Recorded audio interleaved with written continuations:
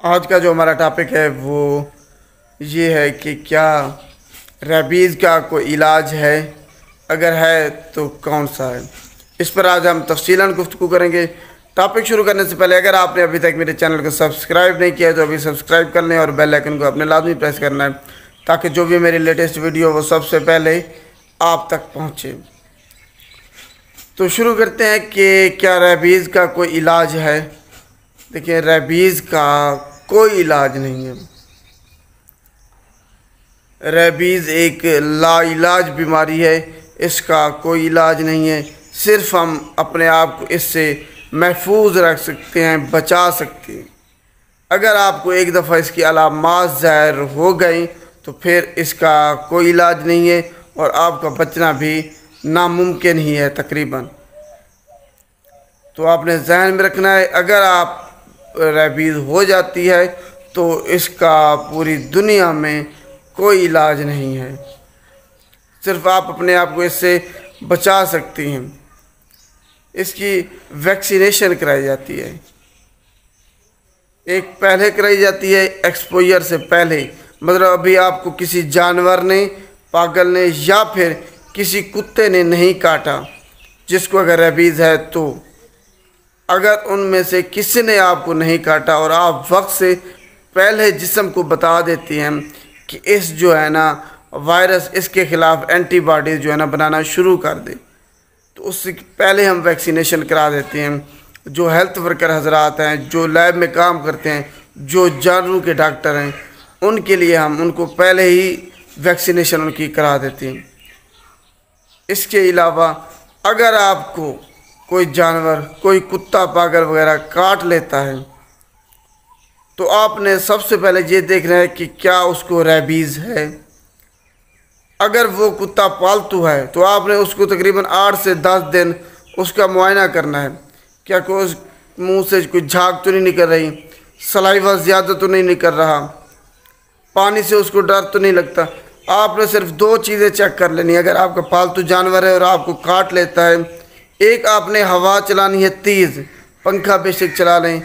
अगर उसको रेबीज़ होगी तो वो पंखे से, हवा से खौफ महसूस करेगा, डर लगेगा उसको, या फिर उसको पानी उसको सामने रख दें, क्योंकि रेबीज़ में ये 2 जो है ना प्रोमिनेंट चीज़ें हैं।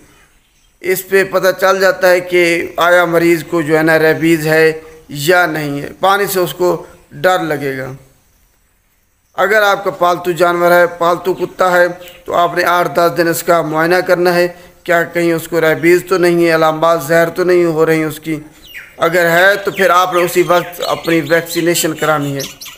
अगर कोई यानी कि आवारा कुत्ता वगैरह आपको काट लेता है और आप उसको पकड़ नहीं पाते, आपको पता नहीं चलता कि वो आपको काटने के बाद कहाँ गया है, आप उसको ढूंढ नहीं सकते, तब आपने जो है ना अपनी वैक्सीनेशन करा लेनी है। क्योंकि आप उस कुत्ते का मुआयना नहीं कर सकते, ना उसको आप रख सकते हैं इतने दिन कि उसका मुशाहिदा कर सकें कि कहीं आया उसको रेबीज़ तो नहीं है। तो आपने अपनी वैक्सीनेशन करा देनी है। वैक्सीनेशन सिर्फ बचाव के लिए होती है कि जो वायरस है रेबीज़ का, उसको दिमाग तक ना पहुंचने दें। जिस्म को इम्यूनिटी जिस्म को बता देती हैं कि जिस वायरस के ख़िलाफ़ एंटीबॉडी बनाना शुरू कर दें और इसको किल करना है, मारना है। तो यही सिर्फ हम अपने आप को इससे महफूज रख सकते हैं, रेबीज़ से बचा सकते हैं।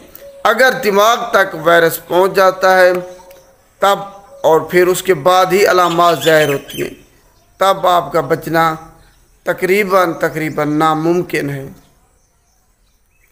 तो आपने ये आपको और आवाम में आगाही पैदा करने की ज़रूरत है कि रेबीज़ का कोई इलाज नहीं है। सिर्फ आपने ख़ुद को जो है ना, अगर किसी को काट लेता है तो उसकी वैक्सीनेशन करानी है टाइम पर। सिर्फ यही तरीके हैं कि आप अपने आप को इस बीमारी से महफूज रख सकते हैं। अगर वीडियो अच्छी लगे तो इसको लाइक कीजिएगा और शेयर भी लाजमी कीजिएगा ताकि सब लोगों तक ये वीडियो जाए और जिन को पागल कुत्ते, आवारा कुत्तों वगैरह ने काटा है तो वो समझ जाएं कि अगर उनको रेबीज़ है तो उन्होंने अपनी वैक्सीनेशन पूरी करानी है, टाइम पर करानी है। शुक्रिया।